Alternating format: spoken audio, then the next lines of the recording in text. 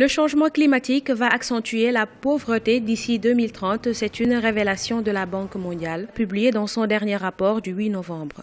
Si les mesures de réduction des gaz à effet de serre ne sont pas prises immédiatement, la situation va s'aggraver. Les pays africains sont les plus vulnérables. Au Sénégal, le processus de l'érosion côtière a commencé au début des années 80. Les dégâts sont estimés à 344 milliards de francs CFA. La désertification, donc il y a la désertification qui est là, le manque d'arbres.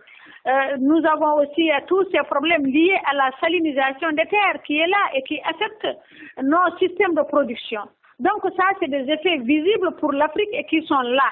Donc la baisse des rendements avec la raréfaction des pluies, le manque total de la maîtrise de l'eau. Pour faire face aux effets néfastes du changement climatique, il faut une politique de protection sociale ainsi que la mise en place d'une agriculture résiliente aux impacts du réchauffement climatique. Que l'alternative numéro 1 que l'Afrique vraiment doit mettre en place, retourner là où on vient, c'est les exploitations familiales et de mettre des alternatives à toutes ces formes d'énergie qui nous posent problème.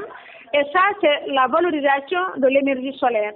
Une politique agricole claire qui correspond à nos écosystèmes, une réforme foncière qui va avec nos réalités et avec un système de financement soutenu, un système de commercialisation soutenu et une transformation locale pour créer de la valeur ajoutée et créer des richesses. La température de la Terre devrait grimper significativement de 4 degrés Celsius d'ici à 2060. Le déficit de financement des mesures d'adaptation au réchauffement climatique s'élève à 100 milliards de dollars. D'ici 2050, il suffira d'une augmentation de température de 1,2 à 1,9 degrés Celsius pour accroître de 25 à 95% le nombre d'Africains sous-alimentés.